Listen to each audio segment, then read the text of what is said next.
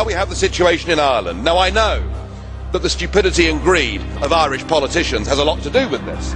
They should never ever have joined the euro. They suffered with low interest rates, a false boom and a massive bust. But look at your response to them.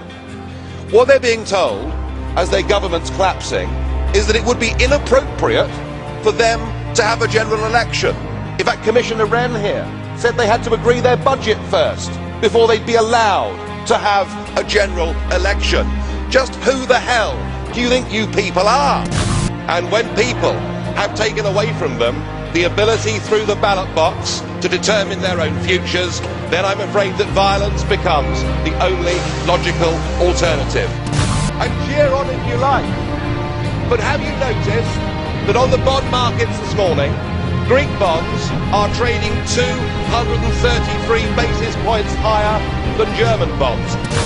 Thousands of young people out on the streets demonstrating, demanding their government does something. But the Greek government is stuck inside the euro straitjacket. There's nothing they can do. There's nothing a future general election can do in Greece to change anything.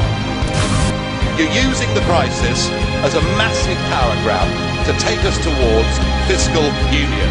If you succeed, then we should change the name. Get rid of European Union, call it the debt union. You are very, very dangerous people indeed. Your obsession with creating this euro state means that you're happy to destroy democracy. You appear to be happy for millions and millions of people to be unemployed and to be poor.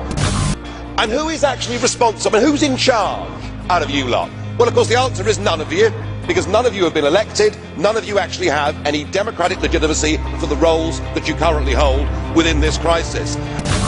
Greece is a nation with a soul, a nation with pride, with history.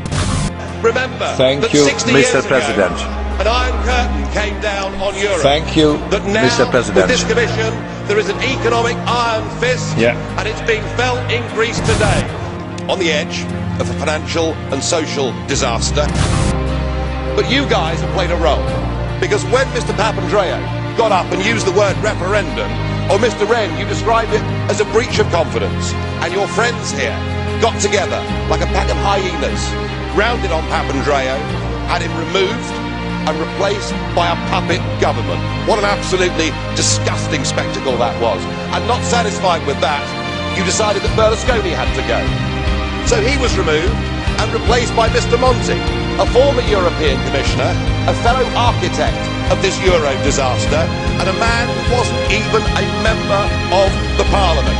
It's getting like an Agatha Christie novel, where we're trying to sort of work out who's the next person that's going to be bumped off. The difference is we know who the villains are. You should all be held accountable for what you've done. You should all be fired.